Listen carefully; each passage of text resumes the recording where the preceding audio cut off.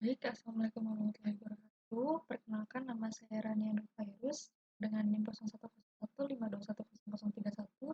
Di sini saya akan menjelaskan mengenai teori pertumbuhan ekonomi makro. Jadi untuk teori pertumbuhan ekonomi makro di sini terbagi menjadi 5. Pertama ada pandangan klasik, ada pandangan komputer, ada teori Harold Blomer, kemudian ada yang keempat teori neoklasik, dan yang terakhir teori modern. Masuk pada bahasan pertama itu adalah pandangan klasik.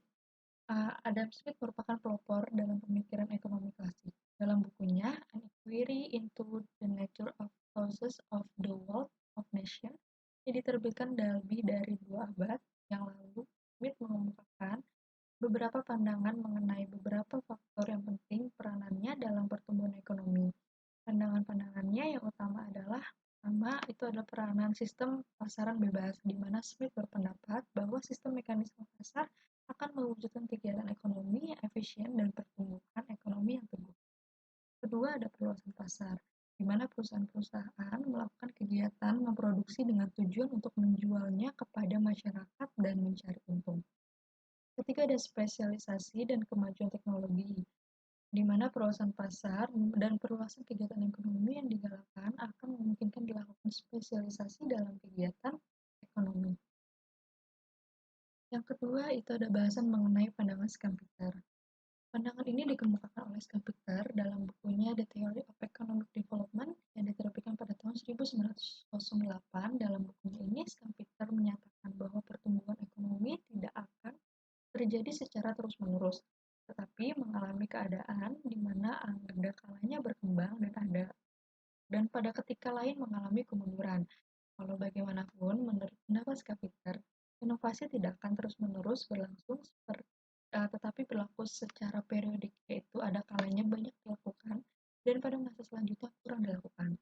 Pada ketika para pengusaha kurang melakukan investasi, kemerosotan kegiatan ekonomi akan berlaku, dan pertumbuhan ekonomi akan berlaku kembali sekiranya pengusaha melakukan inovasi yang baru yang akan menggalakkan investasi, perkembangan kegiatan ekonomi, dan peningkatan dalam produksi nasional. Kemudian yang ketiga ada teori Harold Blomer. Secara terpisah, Roy Harold dari Inggris dan F. Blomer dari Amerika Serikat mengembangkan teori pertumbuhan yang bersamaan pandangannya. Teori ini pada dasarnya melengkapi analisis Keynes mengenai penentuan tingkat kegiatan ekonomi. Teori Harold Blomer menunjukkan bahwa jawaban kepada persoalan ini relatif sederhana, yaitu agar seluruh persoalan barang modal yang tersedia digunakan sepenuhnya. Permintaan agregat haruslah bertambah sebanyak kenaikan kapasitas barang-barang modal yang terwujud sebagai akibat dari investasi di masa lalu. Dalam praktiknya, syarat untuk mencapai pertumbuhan ekonomi yang teguh tidaklah sekaku seperti yang diterangkan oleh teori Harold Blomer. Kemudian yang keempat itu adalah teori neoklasik. Teori pertumbuhan neoklasik pertama sekali dikembangkan oleh Profesor Robert Solow yang memperoleh hadiah Nobel pada tahun 1987 untuk teorinya tersebut. Teori neoklasik berpendapat bahwa pertumbuhan ekonomi bersumber dari pertambahan dan perkembangan faktor-faktor yang mempengaruhi penawaran agregat. Dengan demikian, pendekatannya sangat berbeda dengan teori Harold Blomer yang berpendapat bahwa pertumbuhan ekonomi ditentukan oleh segi permintaan, yaitu bergantung pada perkembangan permintaan agregat. Walau bagaimanapun, teori neoklasik dipandang sebagai teori yang lebih tepat dan lebih sempurna dalam menerangkan fenomena pertumbuhan ekonomi jangka panjang kalau dibanding dengan teori klasik. Nah, kita masuk untuk bahasan yang terakhir itu ada teori modern. Jadi, dari Rostow mengartikan pembangunan ekonomi sebagai salah satu proses yang menyebabkan perubahan dalam masyarakat, yaitu perubahan politik struktur sosial, nilai sosial, dan struktur kegiatan ekonominya. Penyebab terjadinya pertumbuhan ekonomi menurut Rostow yakni pertama ada perubahan reorientasi organisasi ekonomi. Kedua ada perubahan masyarakat, kemudian ketiga ada perubahan cara penanaman modal dari penanaman modal yang tidak produktif menjadi yang lebih produktif.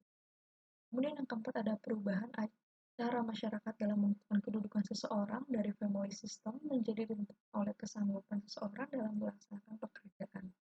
Dan yang terakhir ada perubahan pandangan masyarakat yang pada mulanya berkeyakinan bahwa kehidupan manusia ditentukan oleh uh, yang selanjutnya berpandangan bahwa manusia harus memaksa keadaan dalam alam sekitarnya untuk menciptakan kemajuan. Baik, untuk sekian presentasi mengenai teori perkembangan ekonomi makro dari saya, Rania. Mohon maaf apabila ada kesalahan dan kekurangan. Assalamualaikum.